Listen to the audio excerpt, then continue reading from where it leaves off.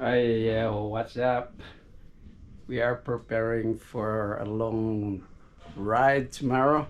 Aalis kami dito siguro mga 5 o'clock in the morning. So far, maganda naman yung forecast. So, ina-expect namin na maganda yung panahon bukas. All the way from Cebu City going to the north. Good morning! Nag-check out na kami dito sa PCH Pension House of Bugo. Now we are going to proceed to Hagnaya Port and we are bound for Santa Fe. And this is Karen.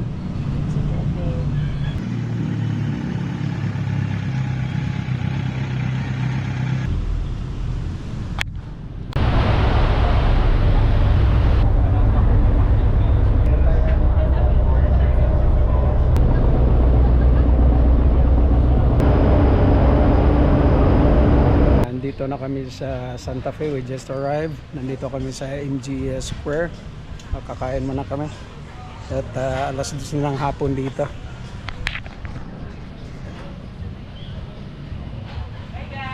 Yan. So mamaya maghahanap muna kami ng medyo mura dito na titirahan namin. Mas magandang walk-in kasi makapamili ka ng mas mura dito. Yes, ma'am. Say something. And we're now about to eat at Panyang's restaurant. And there's somebody here. You can buy fresh scallops, and we bought it only for 100 pesos. Satisfied.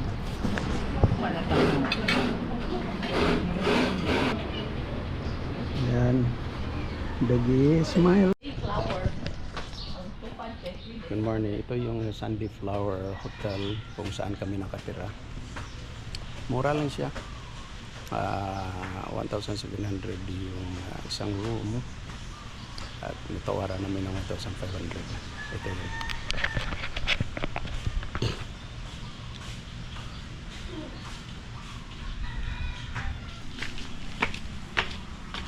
Bird species yung room. Ito yung CR niya. Maganda rin. So, okay lang. So, okay.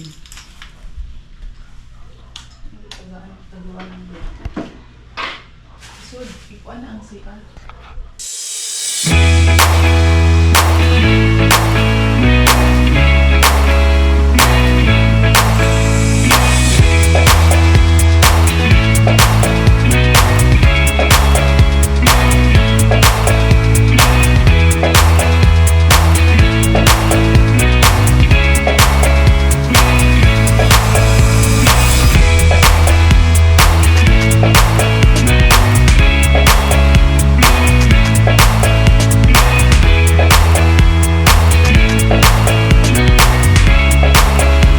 Papakita ko sa inyo, merong silang nahuli na malaking isda, tangigi, tulingan, at tamsa. Ito.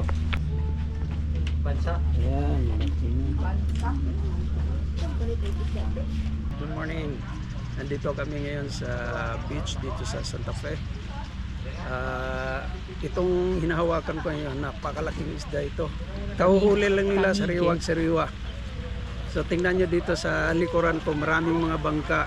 So dyan ito nang gagaling sa mga bangka na yan. Kaya tingnan nyo, mabigat. Talo pa yung nag-workout dito. Ito pala si Maria. Ngayon pag pumunta kayo dito sa Santa Fe, pwede nyo siyang hanapin dito sa poblasyon. Sa poblasyon. At bibinta siya ng mga scallops. Sariwang-sariwa to. I can assure you na sariwa talaga dahil tikman namin yan kahapon. Scallops and steamed talaba. Hanapin niyo lang si Maria. Pwede kayo magpatulong sa kanya kung saan niyo gustong tumira. Mas maganda nag-walk-in kayo dito kasi mas mura at nakapamili kayo. So tandaan niyo si Maria yan.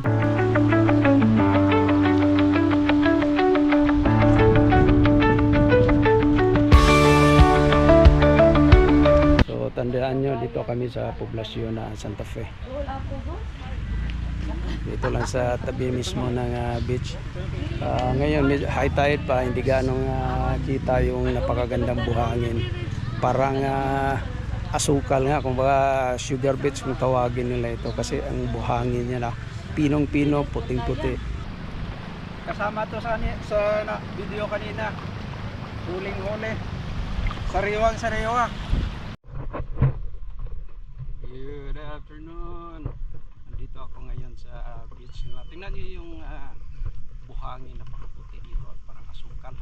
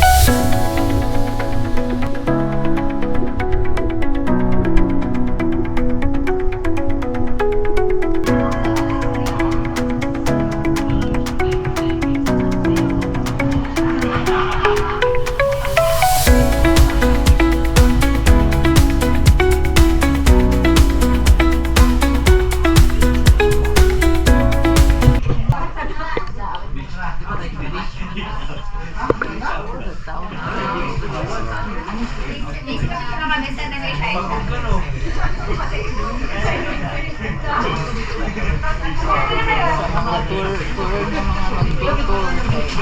Sa yun yan, destination. So ito yung Hong Kong King. Famous.